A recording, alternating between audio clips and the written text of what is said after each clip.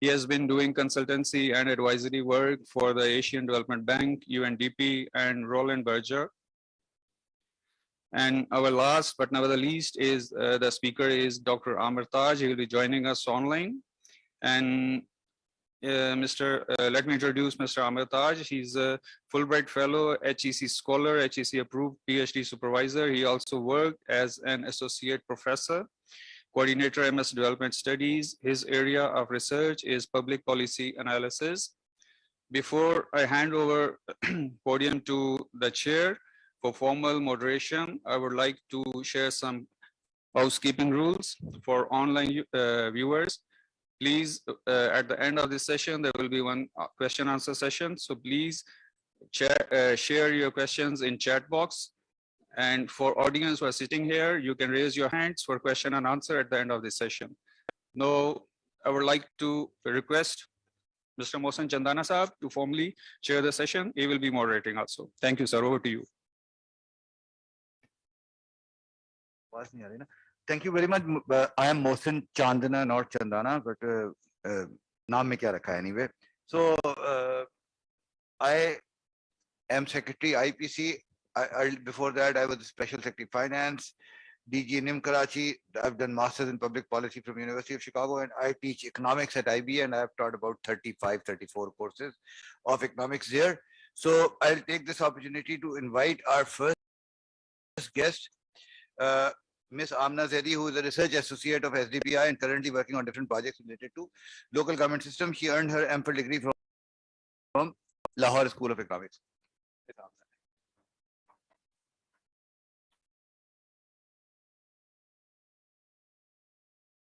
Assalamu alaikum everybody, and thank you for having me. I fully am aware of the fact that I'm part of a much more esteemed set of panelists than I deserve to be as of right now. But I would like to take this opportunity to talk about the research that SDPI has done in terms of local governance.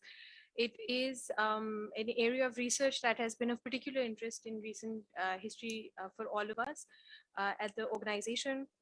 And some of the avenues now, it's a topic that's very diverse. So within that, there are subtopics that we've looked at. There's SDG localization, there's development framework, social services delivery. We've worked in provinces of Punjab, KP, and Balochistan. And we've also looked at the possibility of local government elections, how they've been dealt with, what are the possibilities of them happening sometime soon. And other topics also look at sustainable livelihood within the framework of local governance. Now, what we're trying to do further is to look at what the role and mandate of local governments can be and what it has been already. Now, what I mean by that is that each time a local government changes, the roles and mandate change, what the role of political parties in that local government is, that changes. The endowment of local governments with human and financial resources, that becomes different. And we're really just trying to understand what the landscape would look like in the upcoming elections, and after that, how the local government systems would shape out to be.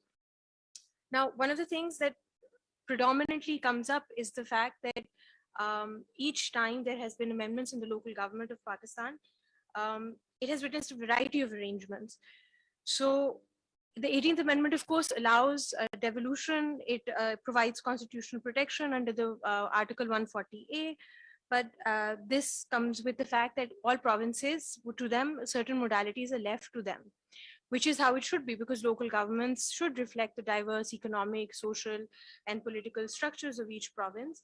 But with this, we've also observed there's a complete lack of a minimum consensus in terms of what the system could be or should look like. Now, in and of itself, this is not problematic, because after devolution, this is supposed to happen.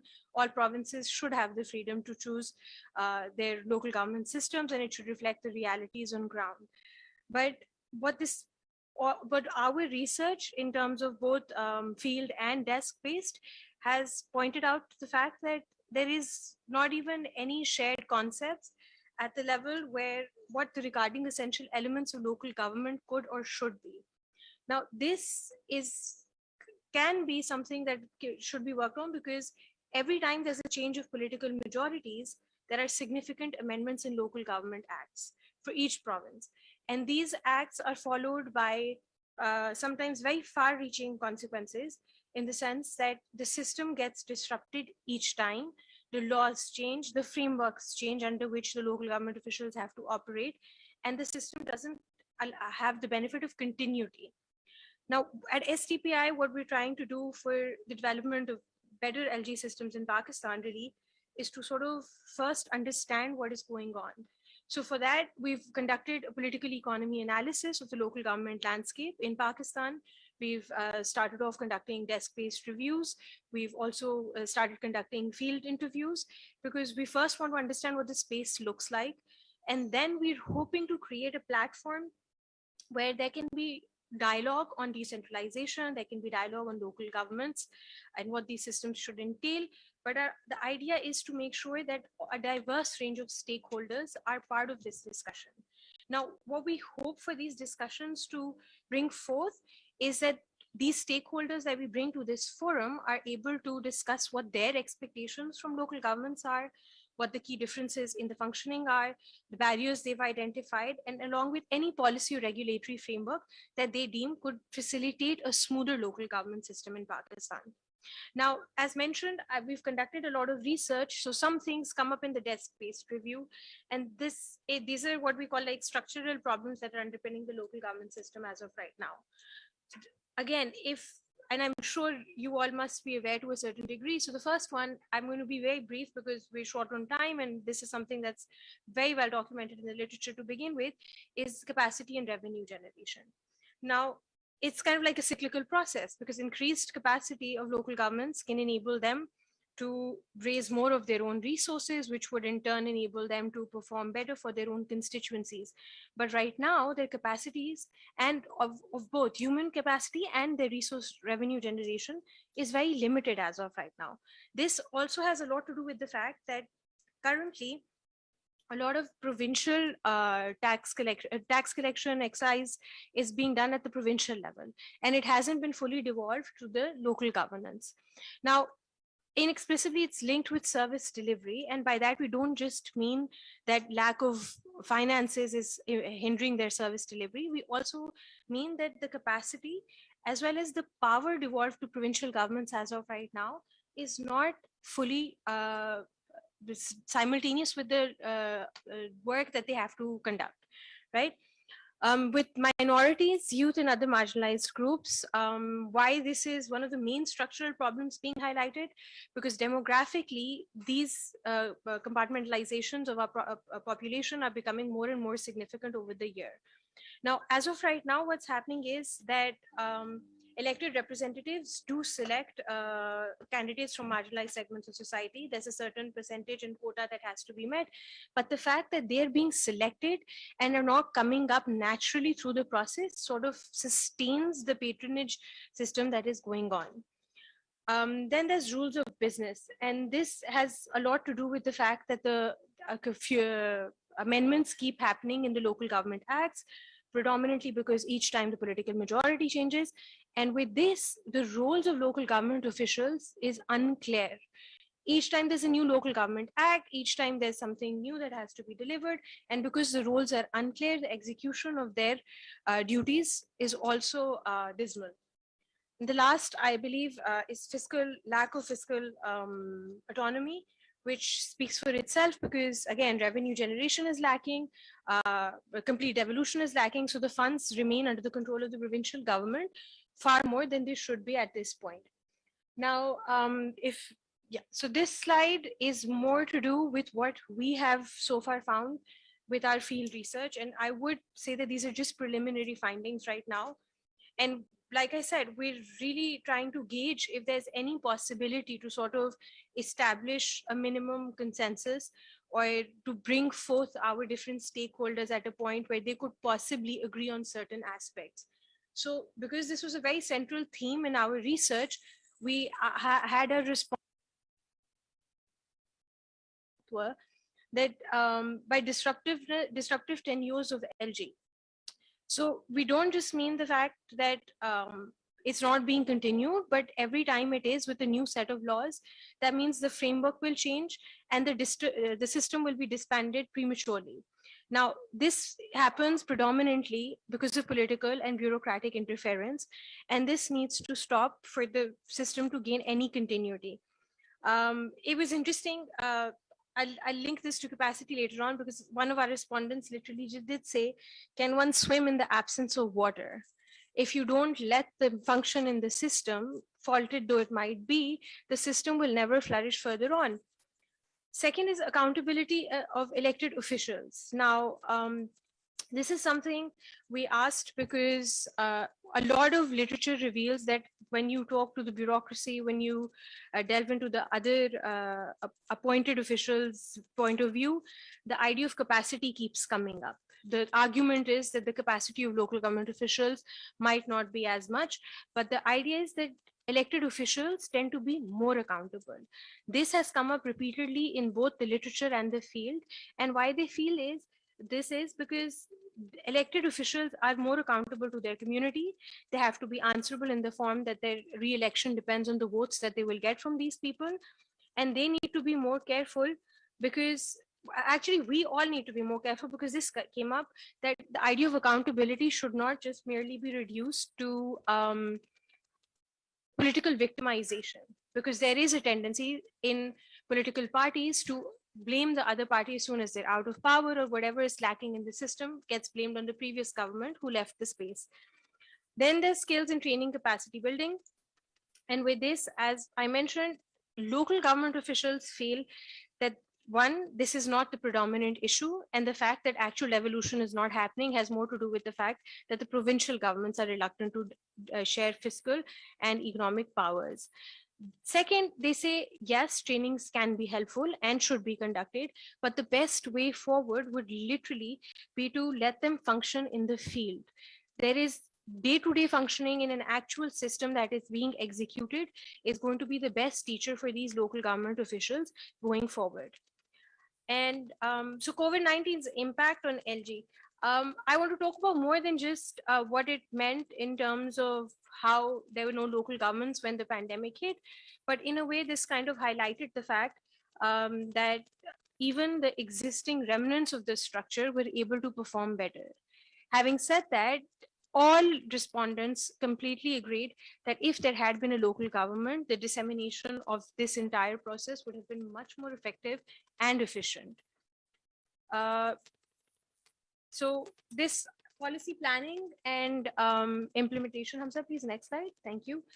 With this, we were trying to gauge whether people felt that the fundamental problem, where is that lying? Is it the planning aspect of it, or is it the implementation of said plans?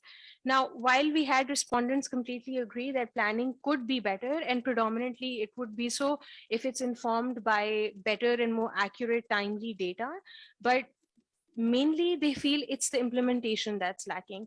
Now, this in and of itself has a lot to do with the fact, the points that we've previously discussed, the fact that the governments keep changing, the fact that capacity might be an issue, fiscal autonomy is an issue, for which all of these reasons contribute to lack of proper implementation. And the one reason for this lack of implementation is listed right after, which is political reluctance at provincial level.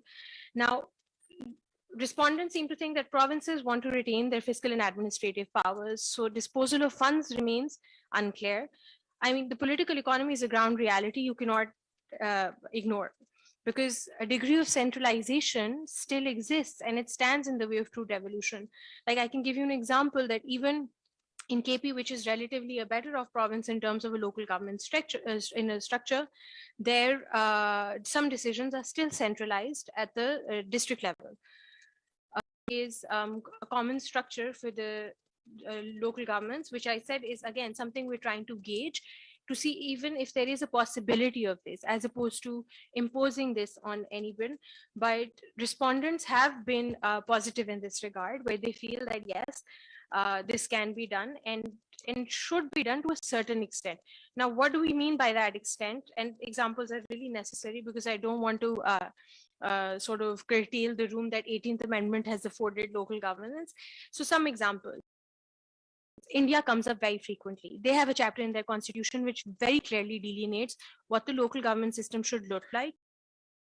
what the roles and responsibility of each official within that structure are. And they feel that this is really helpful when you have a clearer set of rules of business. Everybody knows what they're accountable for, what their duties are, and then they go about doing it in a much more effective manner. Another example that came up, and these are places where there can be and should be common structures, is the ease of doing business. The same business transaction could have two legal formalities in Lahore, but have 5 in KP. And that's just something which is economically not beneficial for the country as a whole. Some even proposed even a similar hierarchical structure for the local governments. Of course, provinces will have, and even their local governments would have the freedom to exercise and implement differently, but an underlying structure could be similar to a certain extent for the continued functioning of local governance.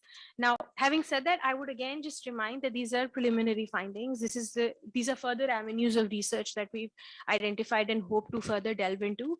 And I wouldn't, particularly with the panelists, I'm be presumptuous enough to give recommendations.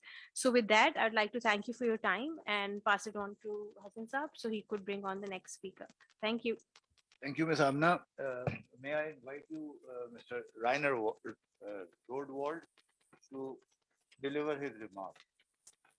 Mr. Rainer is an expert in local government system and he has experience of Asia Pacific region. Thank you very much. Thank you, Mr. Chair, and good morning from my side. Thank you to SDBI to allow me to share a bit of my thinking about local government systems in Pakistan. My point of departure is a very simple remark, first of all. There, Balochistan, where would I advise to have a kind of minimum consensus, kind of minimum standard, so to speak, for local governance system, which might or might not then, let's say, be used in a kind of reformulated Article 140A, but could also be part of a kind of political consensus between the parties and the decision makers at both federal and provincial level. So one of these would definitely be define what is really the purpose and the rationality of local government. Of course, there's again a huge range of reasons why countries, provinces engage in local governance reforms and push for something like decentralization.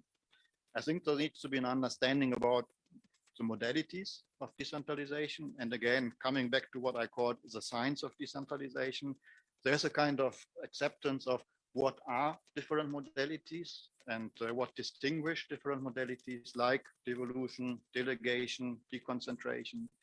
The word used in Pakistan is mostly devolution.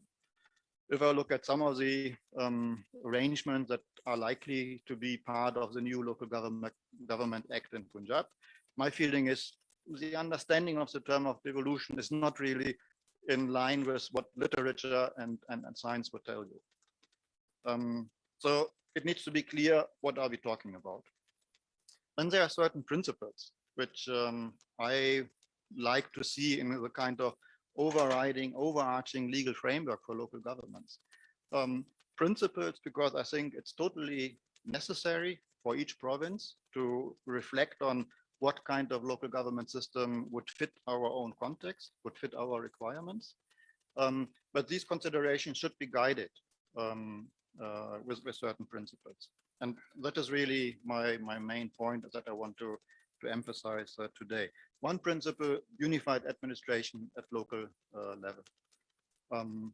I think what I mean with unified administration is really the ability and the legal mandate of local governments to control the human resources, to control their budgets. If I look at some of the stipulations in local government acts in provinces, I would say that doesn't exist.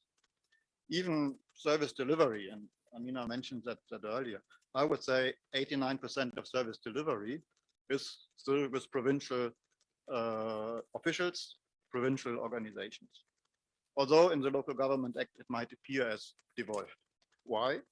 Because most of the officials working for cities, municipal corporations, TMAs, they're provincial employees. They're not hired and fired by the local government.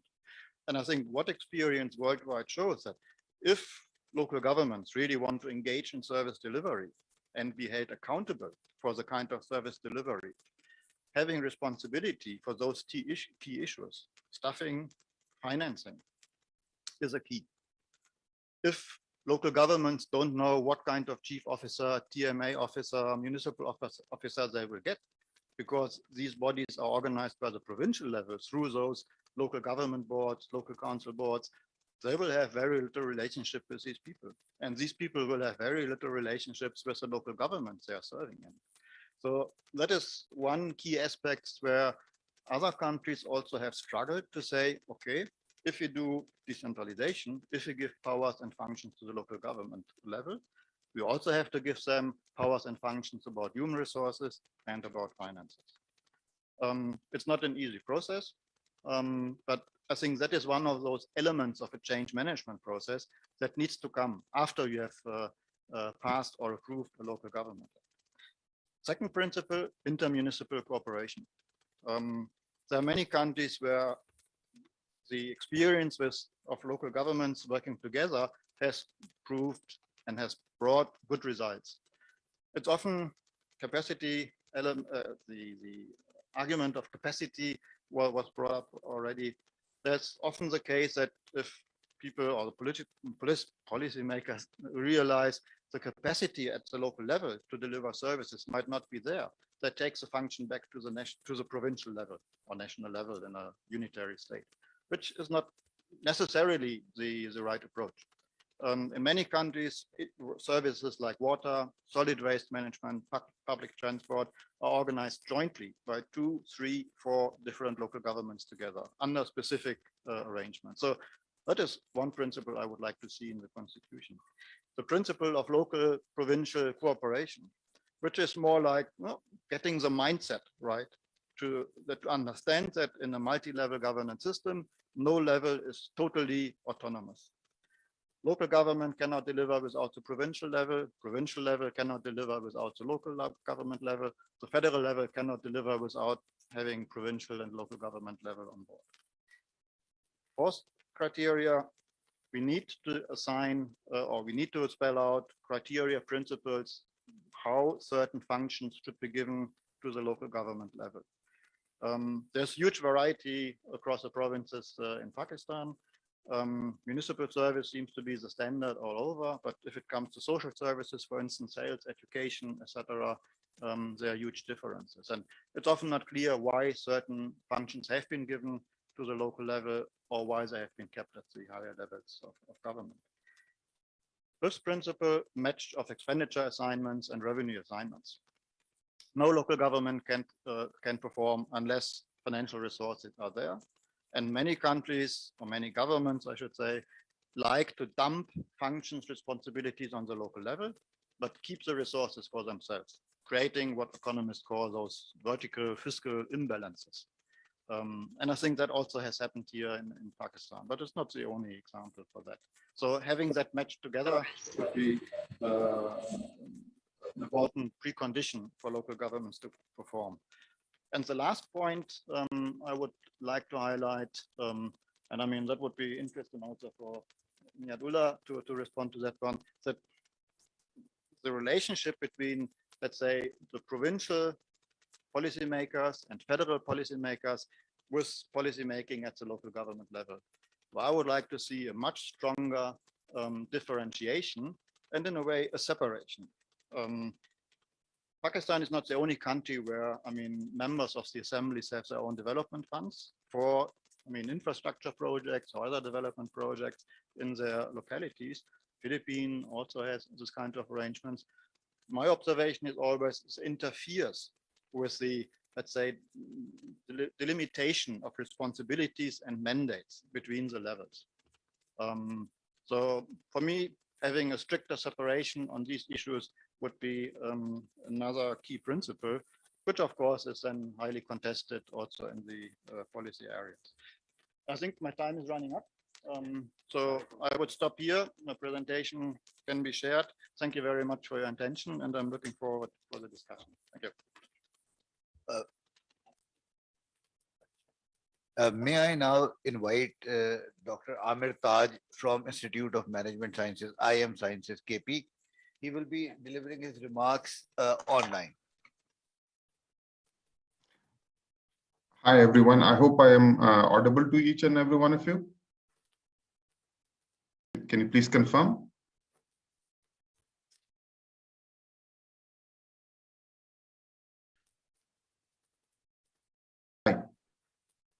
I audible?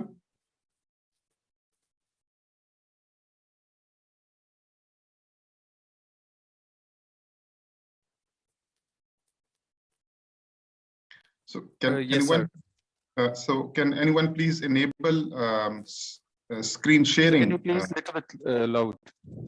Yes, what I'm saying is, can you please enable this screen sharing option for me, please, so that I can, put on display my presentation. Okay, sir. Hamza, can you share screen?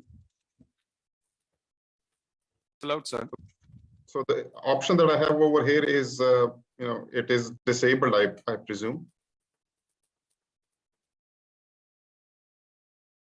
Okay. I hope the screen is visible to you.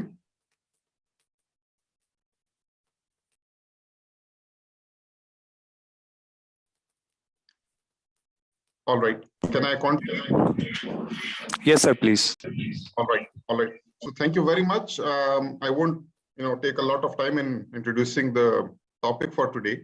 In fact, one of the advantages of being the last speaker in such occasions is that, most of the points that I wanted to discuss have already been discussed. I'll quickly, cover up the points that haven't been discussed so far. So we all know about this post 18th Amendment scenario, Article 140A, whereby these provinces were mandated to formulate and administer local government reforms. Before that, there were three major phases of reforms, and they were, there was one element in all those three phases of reform, that was commonality as far as their structures and as far as their implementation was concerned. So they were pretty much the same for all four provinces. And as we saw after the 18th Amendment, probably 2013 onwards, I've worked primarily on the case of Khyber Pakhtunkhwa local government reform. So we had this kind of different system in place. And one of the most peculiar features of that was that it was the first ever phase of local government reforms that was introduced and then implemented by democratically elected government in KP. So local government systems in these four provinces are different in terms of mandate that has been given to local government. The very electoral systems, this has been discussed as well. Also, we need to look at all this issue from a very broader perspective. So priorities of the political parties cannot be ignored in all four provinces. Other than that, there is, I won't call it discrepancy, but there is, there are differences as far as allocation of funds mechanism is concerned. Also, the interinstitutional and intergovernmental relationships between different levels of government and different institutions of government. So this was a bit of a background. You see, the delegation of authority for establishing of local government to the provinces, it conforms to the very spirit of federalism and decentralization. However, as we all know, that the lack of minimum consensus that relates to structuring of local government system in four provinces is it's proving to be a stumbling block in the process of institutionalization of local government reforms. So this commonality of mechanisms, that I presume is the biggest issue, looking at it from a bird's eye view.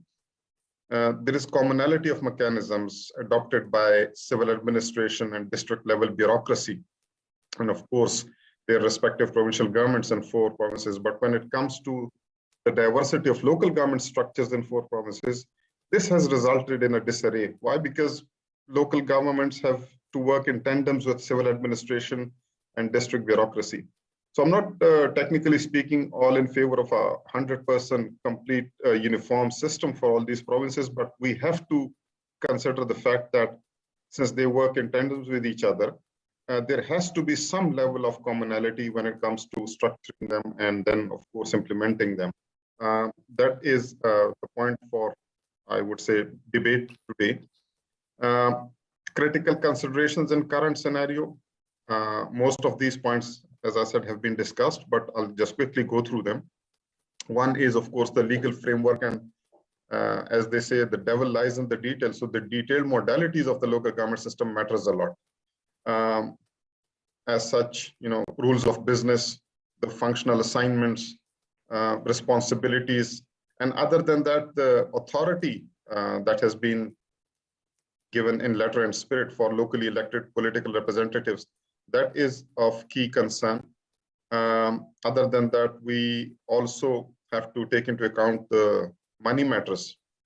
To what extent are these local governments going to be capacitated for revenue generation and public expenditure patterns? Other than that, we also have to look at the complementarity of other social accountability mechanisms, particularly in case of Khyber Pakhtunkhwa. So these mechanisms have to be quite synchronized with the local government systems. I'm referring to the laws such as right to information and right to services. And then one of the presenters in the beginning talked about this point. It was about continuity of the local government system and its legal constitutional protection. That remains, a kind of a, issue even today. So one point that is quite alarming is that from citizens' point of view, they are the most important stakeholder in all this scenario. There's a hell lot of confusion as far as the citizens are concerned.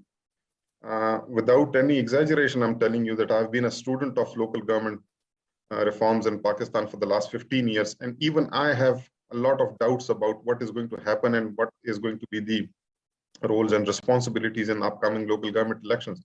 So if it is not clear to me, imagine a common person who is, I would say these days, people are completely indifferent towards this election, upcoming election in Khyber Pakhtunkhwa.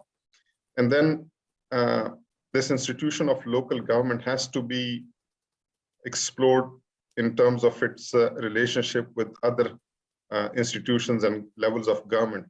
I see a very clear, lack of willingness from the provincial governments for conducting elections and then, establishing local governments in respective districts and tehsils and local at the village council and neighborhood council level. This is a very brief story of Khyber Pakhtunkhwa, the case of Khyber Pakhtunkhwa, that is 2013 onwards. So we all know that there was this act, Local Government Act, that was passed in its original form in 2013. And then the provincial government took about a good 1.5 to 2 years time to conduct the elections. Elections were conducted in May. And then they waited for another couple of months and rules of business were eventually, drafted and formulated, and they were, shared with these political representatives in November 2015. After that, there have been more than 10 subsequent amendments in Local Government Act, which I presume, or which I believe, in fact, that it changed the very character and the very spirit of that Local Government Act. So political, administrative, and financial autonomy, gradually it was reclaimed by the provincial government.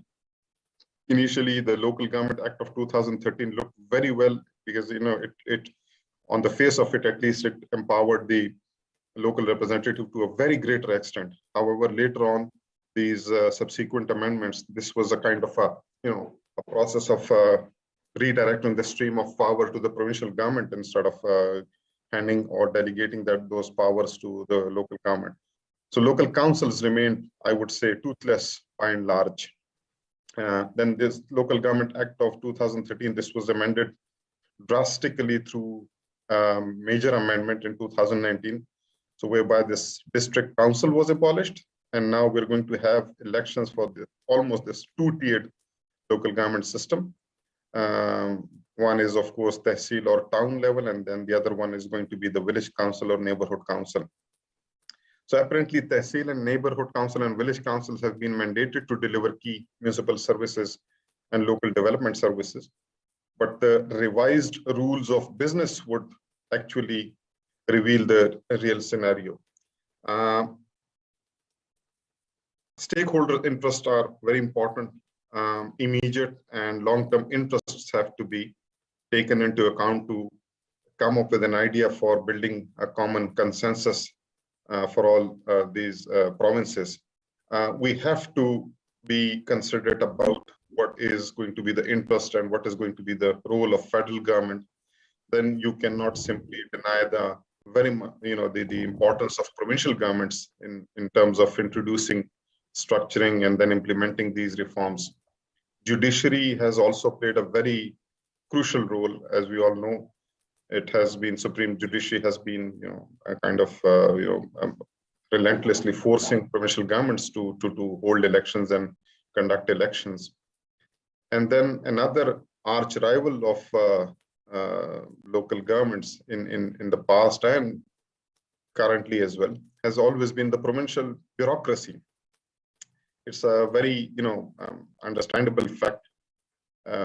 Same pie has to be shared between multiple stakeholders now. So provincial bureaucracy is the institution that is always since it has to work always in tandem with each other. So provincial bureaucracy is considered to be one of the most important stakeholders, and their congruence with local government system has, it's quite important to be considered. Then we have these presence of different political parties at the regional level, at the federal level, and of course at the very local level. Their priorities, their interest in the long run and in the short run has to be taken into account when we are thinking about planning or formulating local government structures. And most important of all, from the civil society's perspective or the citizens' perspective, there's as I said in the beginning, there's a great deal of confusion. People don't know what this new system is going to be. What is it that this is going to, the system is going to deliver to them? So there's a great deal of, confusion among the masses of citizens, population. Minimum consensus on modalities of local government, I would say, so these points have been discussed, a couple of them, but nationwide deliberations are required between provincial ministries and local government departments. We know that complete uniformity is not possible. That's not even desired. However, provinces can at least synchronize systems and local government framework to a considerable extent. So useful forums that can be efficiently utilized for this purpose are for consensus building would be the Ministry of Law and Justice, Interprovincial Coordination Division, and Council of Common Interest. I think we have shortage of time, so that's all from my side. I put these points forward for further discussion. Thank you very much. Thank you, Dr. Saab. May now request Madam Nafisa Shah to deliver her remarks. She has the district Nazim of one of the large districts of Sindh, Khairpur, and has been an MNA.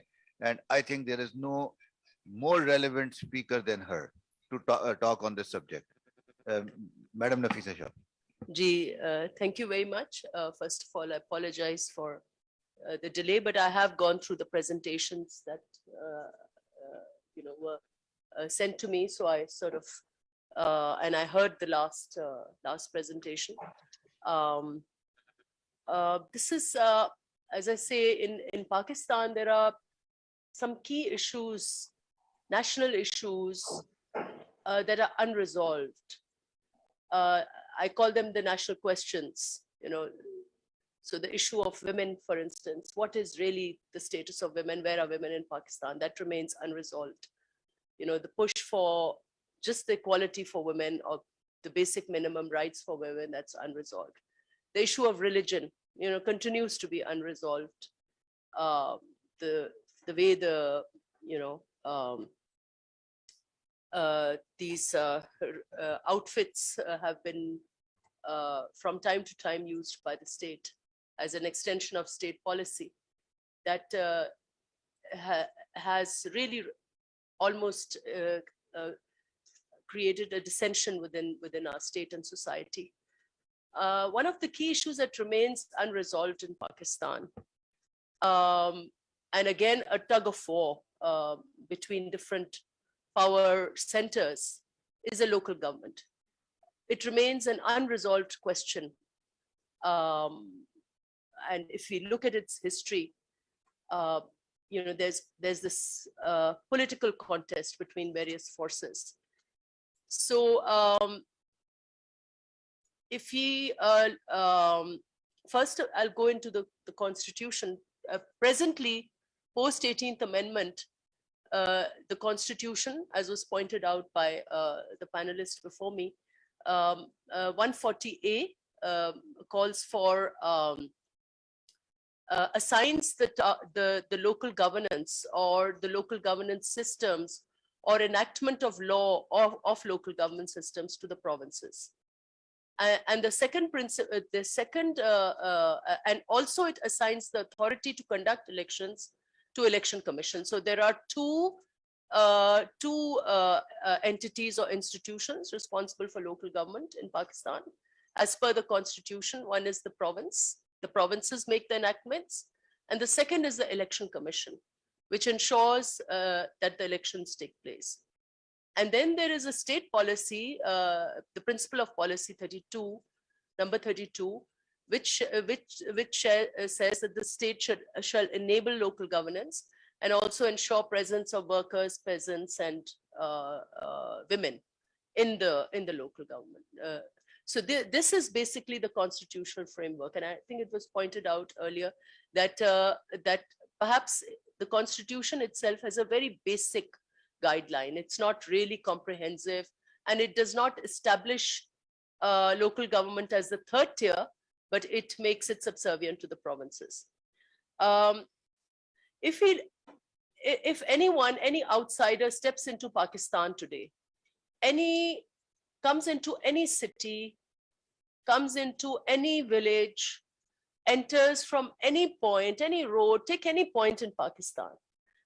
And what is visible and what is clear is the way the land is used, the way the roads are laid out, the way the streets are laid out, the way the drains of the state of this drains and the water and so on and so forth. I think that any person would clearly say that there's something terribly wrong with the way the local administration or the local way the space is organized, the local power, the local governance systems. It's clearly there, visible, that Pakistan's local governance is in a chaos today. It is visible everywhere. And that is primarily because if we look at the history of local governance, it seems that we have this bipolar arrangement, the pendulum swings from one end to the another. In Pakistan, most of Pakistan's history is ruled by unrepresentative dictatorships. And whenever dictatorships come, they come with strange, often bizarre, very experimental governance systems, primarily aimed at holding on to power. So they do allow limited power, but at the local level. So whenever there have been dictatorships in the country, starting with General Ayub, going on to General Zia, then to General Musharraf, we've had very experimental local government systems. And they are all very discrete and very, very different.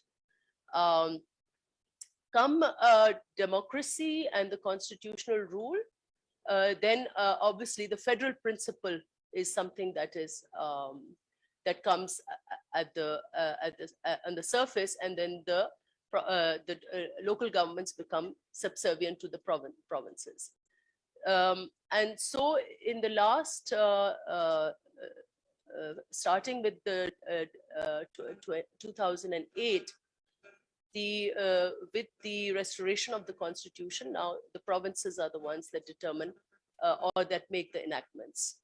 So while there have been efforts from the provinces, as was pointed out, the challenges remain.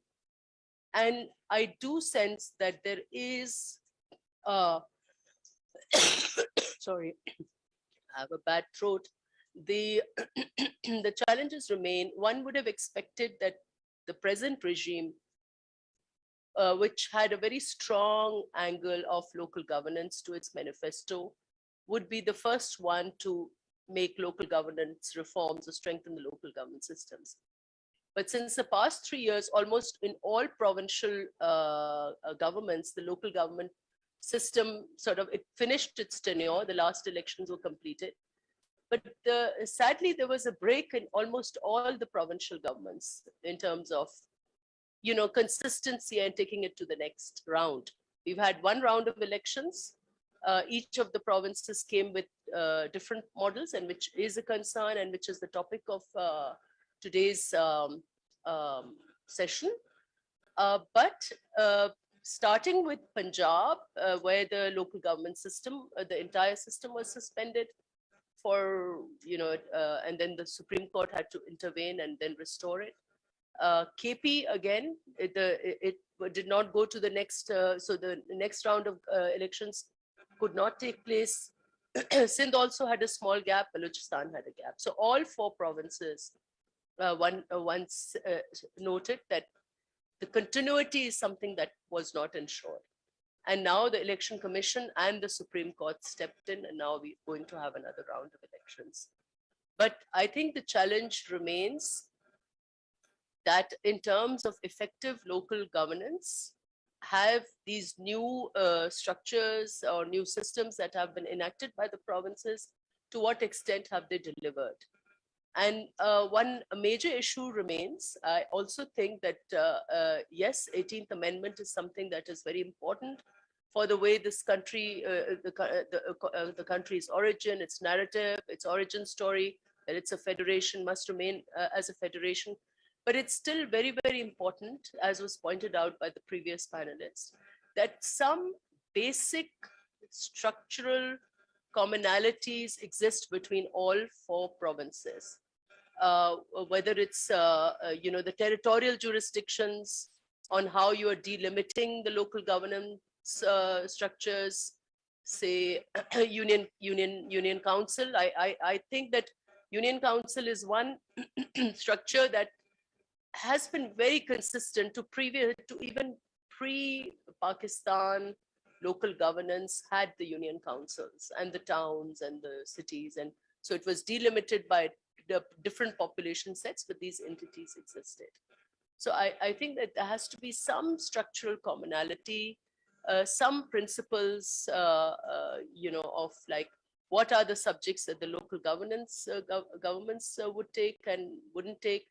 So those there has to be a minimum commonality in and I think that the KP model is extremely different from the rest, as was in the last structure, the last enactments that took place. The KP model was very different from others, and now apparently Punjab is also where there has been some disagreement, but I think Punjab is also following the KP model.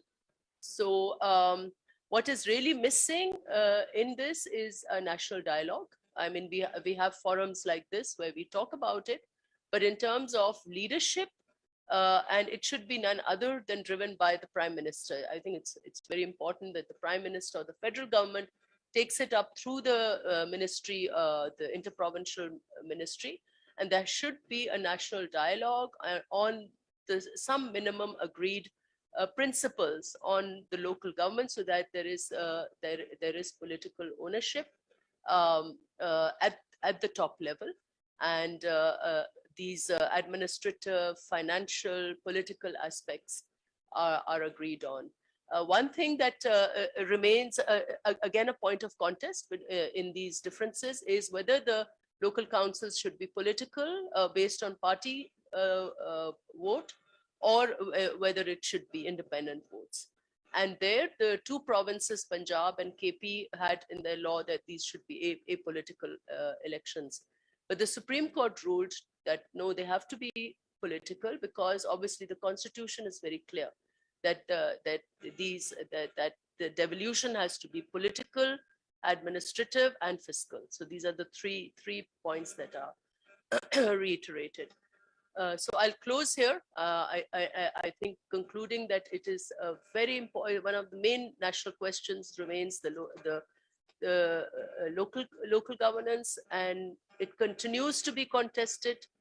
One would have expected that after the restoration of democracy, there would be an emphasis on devolution, but the provinces have made the enactments, But in terms of successful local government models with devolved powers and devolved authorities, so that our towns, our union councils, our cities, metropolitan areas have some legal discipline and a good governance. I'm not sure. I mean, that is something that we must debate. One of the key issues that is not being devolved to the that I think is again a point of contest between the provinces and the local councils is zoning. If any of you have gone through the GT road today, if you travel starting from point Islamabad to point Lahore, you will see the chaos that the land use is going through in Pakistan. We don't know where the city starts. We don't know where the rural area starts. We don't know which is agricultural land. We don't know which is a city land. It is a total and a complete chaos. Alongside the main arteries of this country, the main corridors of this country, you have these huge plazas, you have petrol pumps, you have, so, zoning is something that this country, we really don't know who's responsible. And that is today, I think this country is going to face a huge crisis very soon if our agricultural lands are not protected, if land use is not, the built structures are everywhere. They've destroyed Islamabad, where I sit today, the mountains are being chopped and cut, and there seems to be no political concern of what we are doing with our environment. So land use is in a chaos, and the primary reason of that is, and presently, if you look at what's happening in Islamabad itself, the 16,000 teachers and around 300 to 400 schools have suddenly overnight through an ordinance being placed under the mayor. Now, I mean, I don't have an opinion whether they should be or they shouldn't be, but the way they're being done, and this is what has defined Pakistan's local governance, is the ad hocism, the lack of debate, the lack of consistency, the lack of dialogue, and it's really whims and fancies. So somebody thought about it, one evening, and the next day an ordinance came, and then the entire education system was placed under the local council. So I thank you very much. I hope that I've been able to point out some of the issues that are concerning Pakistan's local government. Thanks, madam. We will further discuss it during Q&A. Now I will request Mr. Inayatullah Sahab. He is MPA and a veteran. He was first time elected in 2002, and he has been the Minister of Local Government in KP. Over to you, sir. Bismillah ar-Rahman ar-Rahim. Thank you very much. My apologies to our co-panelist, Mr. Rainer, for speaking in Urdu. I'll be sharing my views in Urdu, and I don't have any PowerPoint presentation. My apologies to the organizers. मेरा ख्याल है कि मैं कुछ चीज़ों को repeat भी करूँगा, तो उस पर मैं माजरत चाहता हूँ, क्योंकि एक ओवरलैपिंग चीज़ें ओवरलैप करती है, तो इसलिए मैं अगर कुछ चीज़ों को रिपीट करूँ तो उस पर मुझे माजरत है, फिर पेश की माजरत है।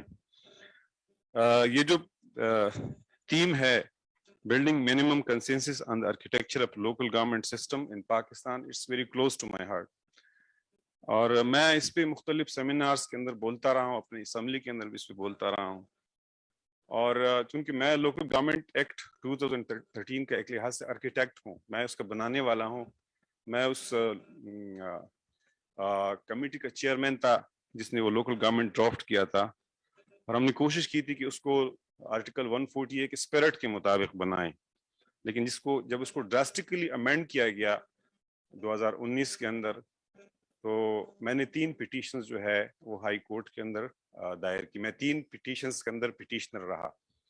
एक पार्लियामेंट्री लीडर्स को मैंने कन्विंस किया खैबर पख्तूनख्वा असम्बली के अंदर कि हमें जॉइंटली इस एक्ट को चैलेंज करना चाहिए, और तमाम पॉलिटिकल पार्टी जिसमें पीपल्स पार्टी, ANP, मुस्लिम लीग नून, जमात इस्लामी और जमीयत उलमा इस्लाम, हम ने जॉइंटली एक पिटीशन उस एक्ट के अगेंस्ट पेशावर हाई कोर्ट के अंदर, जो अभी रिसेंटली डिसाइड हुई, دوسرا پٹیشن میرے پارٹی پروونشل چیف اور میرا جوائنٹ پٹیشن تھا مشتاق احمد خان، سینیٹر مشتاق احمد خان.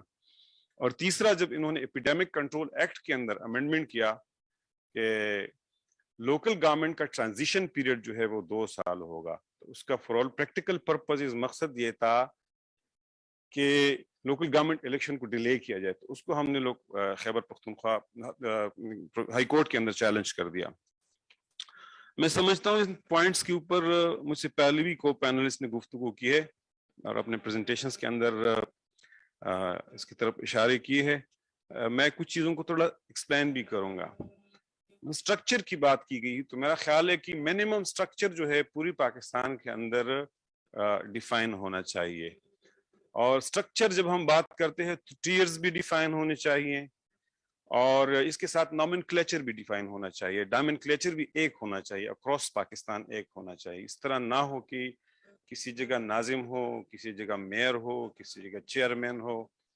یہ جو ہے میرا خیال ہے پوری پاکستان کے اندر نومنکلیچر اور ٹیئرز تھرو آؤٹ پاکستان ایک ہونے چاہیے. اور میں سمجھتا ہوں کہ 2001 کا ماڈل ہے وہ اس کو بائی اینڈ لارج ہمیں فالو کرنا چاہیے. 2013 کے اندر جو ہم لوکل گورنمنٹ ایکٹ لے آئے اسی ایکٹ کو بائی اینڈ لارج ہم نے فالو کیا تھا. یونین کونسل کا یونٹ اس وقت میں ہم نے ختم کیا تھا کہ جو میجر کولیشن پارٹنر ہے وہ اس پہ مصر تھا، اور اس کی جگہ ہم نے ولیج کونسل اور نیبرہڈ کونسل کا یونٹ انٹروڈیوس کیا تھا. میں سمجھتا ہوں وہ بھی درست ہے کیونکہ وہ بہت زیادہ نچلے لیول پہ ہم پاورز کو ڈیوالو کرتے ہیں، تو اس کو انٹیکٹ رکھنا چاہیے. ولیج اور نیبرہڈ کونسل اور تحصیل کونسل اور ہمیں سٹی ڈسٹرکٹ گورنمنٹ اور ڈسٹرکٹ گورنمنٹ، جہاں سٹیز ہیں وہاں سٹی ڈسٹرکٹ گورنمنٹ، جہاں بڑے سٹیز نہیں ہیں ہمیں وہاں ڈسٹرکٹ گورنمنٹ جو ہے وہ انٹروڈیوس کرنی چاہیے. تو اسٹرکچر پہ ایک کنسنسس ہونا چاہیے. یہ میری ریکمنڈیشن ہے. اگر پولیٹیکل پارٹیز کسی دوسری اس کے علاوہ کی لیولز پہ اگری کرتے ہیں، نومنکلیچر پہ اگری کرتے ہیں، لیکن کم از کم لیولز ایک ہونے چاہیے اکراس پاکستان اور نام بھی ایک ہونے چاہیے اکراس پاکستان. فنکشنز پہ بھی منیمم کنسنسس ڈیولپ کرنا چاہیے. اور میں سمجھتا ہوں کہ جو 2001 کا ماڈل تھا اور 2013 لوکل گورنمنٹ ایکٹ کا ماڈل تھا، جس میں ہم نے سوشل سروسز جو تھے وہ ڈسٹرکٹ گورنمنٹ کو دیے تھے، میونسپل سروسز ہم نے تحصیل کو دیے تھے، اور جو لوکل لیول پلاننگ ہے وہ ہم نے ولیج اور نیبرہڈ کونسل کو دیا تھا.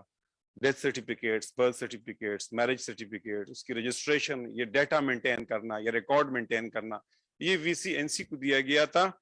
اور ایک لحاظ سے پرنسپل آف سبسیڈیریٹی تھا کہ آپ اختیارات جو ہے وہ باٹم سے ٹاپ تک جاتے ہیں. تو میرا خیال ہے کہ یہ فنکشنز کے حوالے سے بھی ہمیں منیمم چیزیں وہ ڈیفائن کرنی چاہیے. دوسرا جو وہ ہے وہ فائنینسز ہے اور ریونیو ہے. یہاں پریزنٹیشنز کے اندر بھی اس کی طرف اشارے کیے گئے ہیں. جب تک لوکل گورنمنٹس جو ہے وہ فائنینشلی اپنے پاؤں پہ نہیں کھڑے ہوں گے تو میرا خیال ہے وہ سسٹینیبل نہیں رہیں گے، وہ ڈیلیور نہیں کر سکیں گے. سروس ڈیلیوری کے لیے، گڈ گورننس کے لیے، گراس روٹ ڈیموکریسی کے لیے ضروری ہے کہ ان کو فائنینسز فراہم کیے جائے. اگر فیڈرل گورنمنٹ سے تھرو نیشنل فائنانس کمیشن اور این ایف سی ایوارڈ کے ذریعے سے پروونشل گورنمنٹس کو پیسے ملتے ہیں تو اس کا ایک شیئر جو ہے وہ پھر لوکل گورنمنٹس کے پاس بھی جانا چاہیے. 2013 کے لوکل گورنمنٹ ایکٹ میں ہم نے یہ مینڈیٹری کر دیا تھا کہ پروونشل گورنمنٹ کے ڈیولپمنٹ فنڈز کا 30% حصہ جو ہے وہ ڈسٹرکٹس کے پاس جانا چاہیے. لیکن انفارچونیٹلی 2020-21 کے بجٹ کے اندر فائنانس منسٹر نے وہ فائنانس بل کے اندر اس میں امینڈمنٹ کی اور اس کو 20% کر دیا. لیکن میرا خیال ہے کہ منیمم یہ بھی ڈیسائیڈ ہونا چاہیے کہ پروونشل گورنمنٹ جو ٹرانسفرز فیڈرل گورنمنٹ سے ہوتے ہیں، فائنینشیل ٹرانسفر، اس کا کتنا حصہ جو ہے وہ ڈسٹرکٹ گورنمنٹس کو ٹرانسفر کرتے ہیں. یہ بات بھی ایک منیمم ایک چیز طے ہونی چاہیے. اور پھر ان کی جو اپنے ریونیو ریز کرتے ہیں، ان کے ٹیکسیشن کی جو پاورز ہیں وہ بھی منیمم ایکٹس کے اندر ڈیفائن ہونے چاہیے کیونکہ اس پہ بھی پرابلمس آتے ہیں. تیسرا ایشو اس کی طرف پینلسٹ نے بھی اشارہ کیا اور وہ کنٹینیوٹی ہے.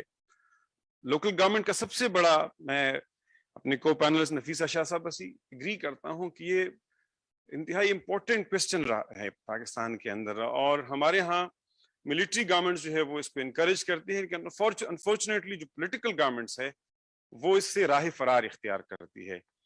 اور میں سچی بات یہ ہے کہ اس کا ذمہ دار جو ہے بڑے پولیٹیکل پارٹیوں کو ٹھہراؤں گا، کیونکہ ان کو اپرچونیٹیز ملی ہیں صوبوں کے اندر حکومتوں کی، مرکز کے اندر حکومت کی، ان کی اپرچونیٹیز ملی ہے، لیکن انہوں نے لوکل گورنمنٹ سے راہ فرار اختیار کی ہے. تو اس لیے کنٹینیوٹی بڑی امپورٹنٹ ہے.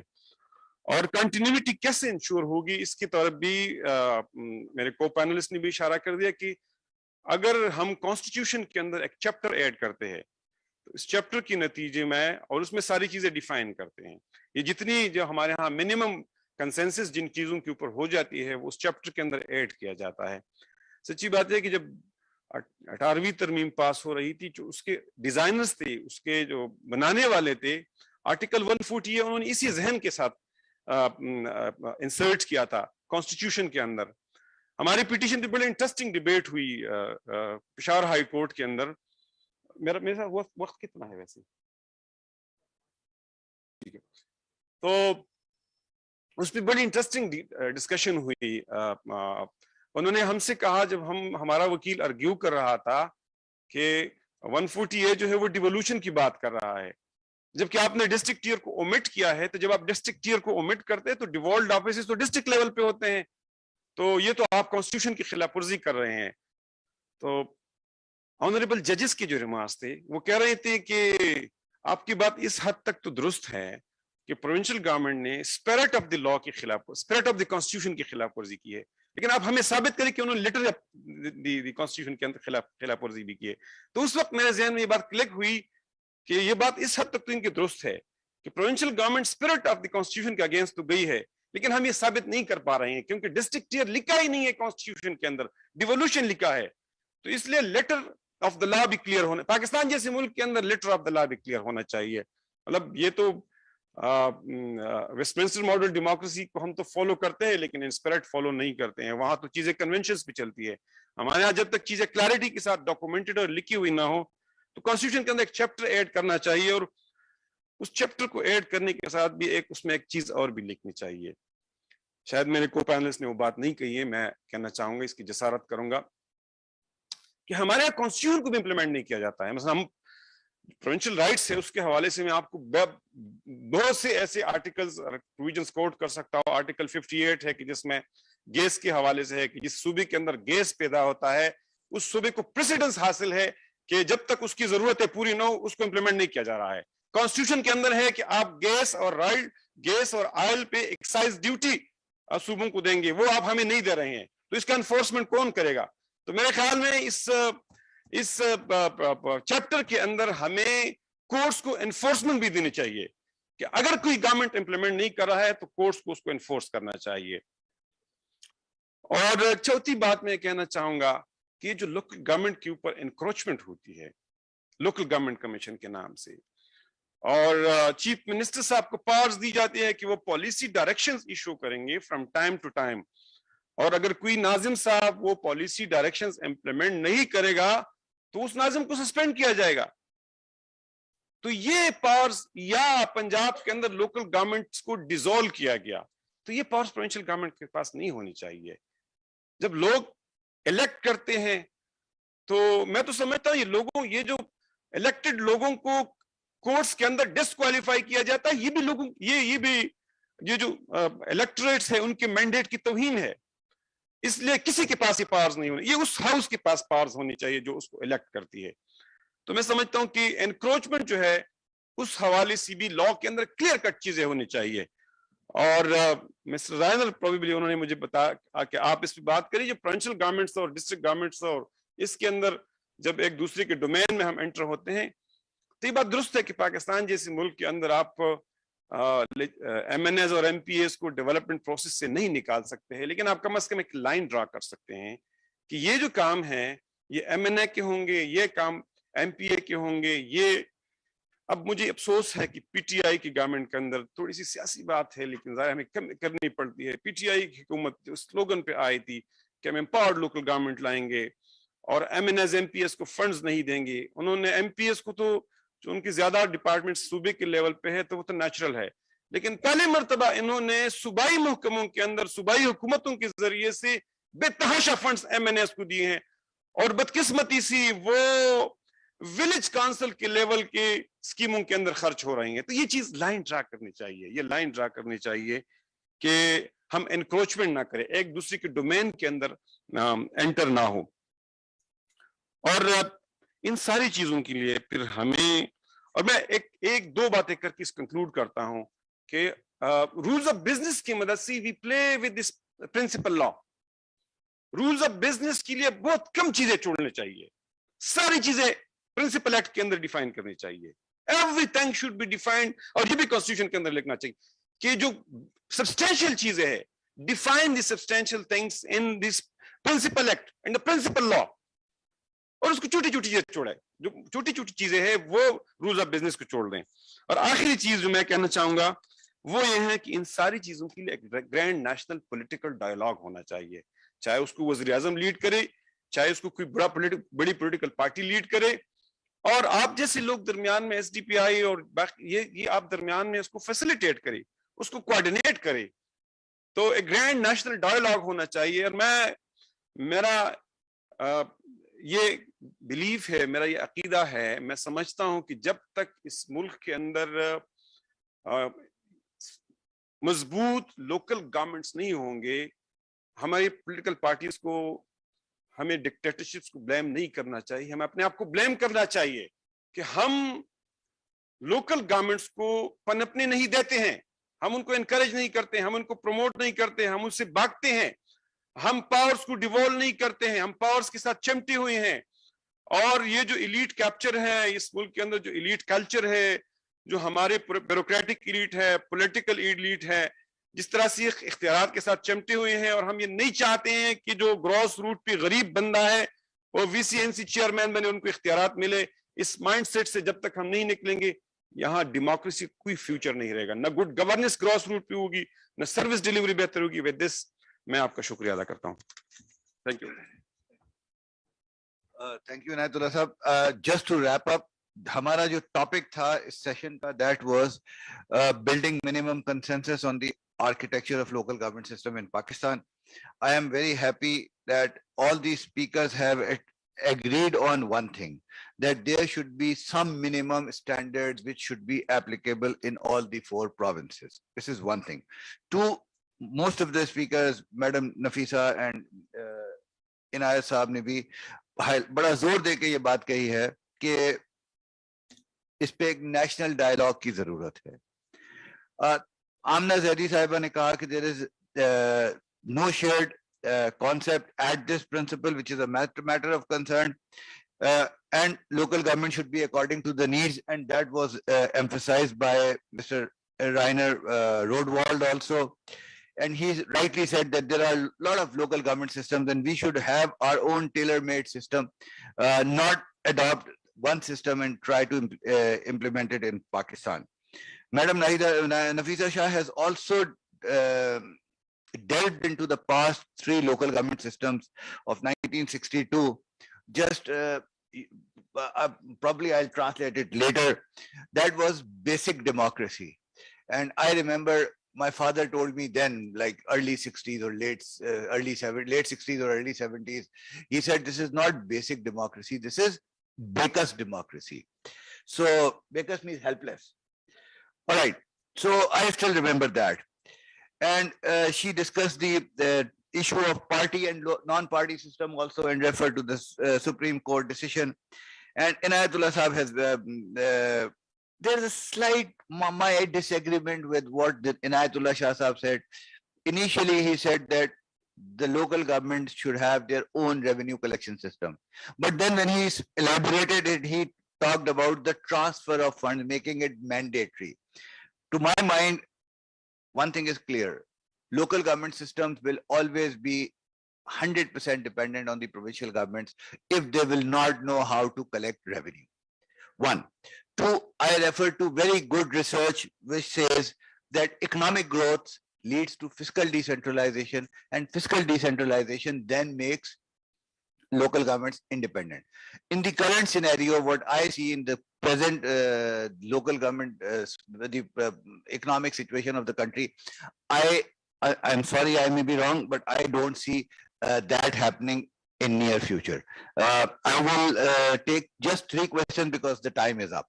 So just 3 questions. Ji please आप शुरू कीजिए. जी please. जी आ रही है.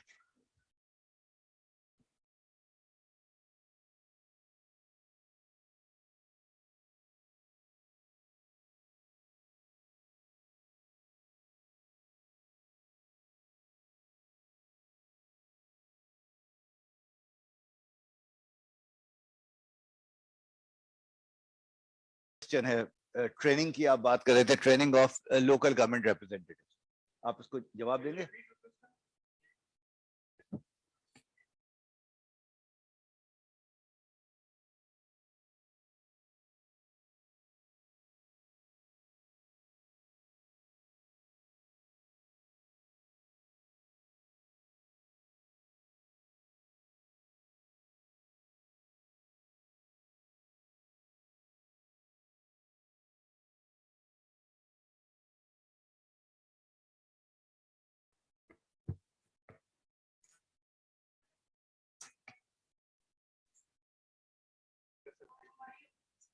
देखिए ये बात जो है मेरे ख्याल में को पैनलिस्ट के अंदर किसी ने कही भी कि हर मुल्क का अलग लोकल गवर्नमेंट सिस्टम होगा और एक साइज सब पे फिट, ये सोल्यूशन तो पूरी दुनिया के अंदर नहीं हो सकती है. कल्चरल सेंसिटिविटी ये एक फैक्ट हकीकत है और मेरा ख्याल है कि लॉज के अंदर कुछ चीजें तो क्लियर है, कॉन्स्टिट्यूशन के अंदर भी चीजें क्लियर है और जो हमारी कल्चर है, रिलीजन है, उस हवाले से हमारे कॉन्स्टिट्यूशन के अंदर भी कंप्लीट क्लैरिटी है. तो मैं समझता हूं कि इस वक्त तो पाकिस्तान के अंदर बस खवातीन है, तो खवातीन पे किसी जॉब की तो पाबंदी नहीं है. नेचुरली हमारे कल्चर के अंदर कुछ खवातीन अपने चॉइस पे मतलब टीचिंग के अंदर जाती है, नर्सिंग के अंदर जाती है, मेडिकल प्रोफेशन के अंदर जाती है, लेकिन मुझे नहीं मालूम कि कहीं किसी जगह पे कोई पाबंदी है और इस पे कोई मतलब कदगन लगाने की जरूरत है. मैं नहीं समझता इस पे कोई वो नहीं कदगन नहीं लगाया जा सकता. शुक्रिया sir. Second question, if there is a question, जी please.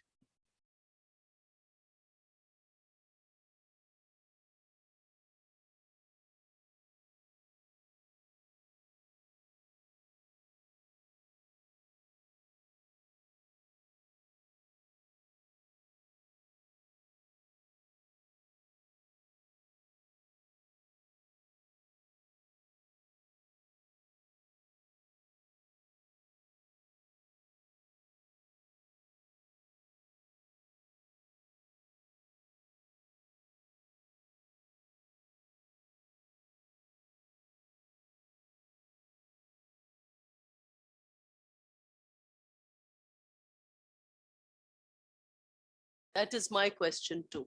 I think that is my main question. And I started my remarks by saying this is a national question, just as the issue of religion. And there are, issues that this country really needs to tackle.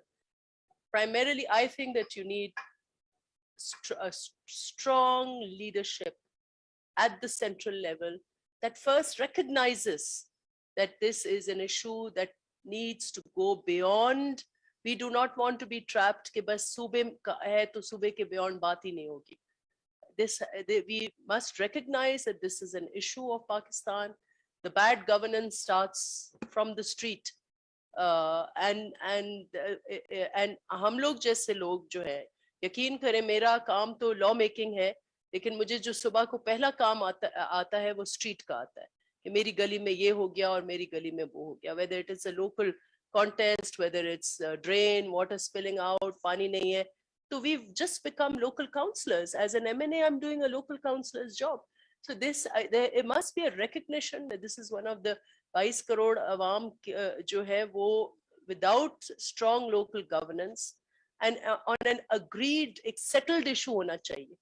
ये चीजें settle नहीं हो पाती. So I think that I strong leadership at the central level, which will bring all the stakeholders together, and you just need And of course, political parties are very, very important, which was pointed out by Shah Saab also. Madam, last question, please. Type of administrative setup at the district level. One is headed by the chairman district council, and the other one is headed by the deputy commissioner who represents the provincial government. My question is with Mr. Reiner, how many countries have such type of fuel system? And all the time you may have seen it that there is no harmonious relation between these two areas. Short answer. To have a photograph, and then we have to present the books to the delegation members, panelists. If you ask me how many countries, I wouldn't be able to answer. But there are in all countries, well, one example that I could mention is, for instance, the Philippines, where you do have local governments, elected councillors, elected mayors or chairpersons of the councillors, and you have regional representatives of the different line ministries, including the Minister of Interior, at the district level. So that is a bit the similar combination. So the fact that the national or provincial administration has some representation at the, let's say, lower levels, I think that is common in most countries. But the arrangements between them. I will refer to one research which says that we were basically colonies. So when we became independent, we adopted the system given by the colonist. So their system was centralized. So we have not been able to shed it off, and we are still following a centralized system. Thank you very much. Very nice panel. I will request the panelists for a group photo, and then we will present the books, publications, and we will end the session. Thank you very much.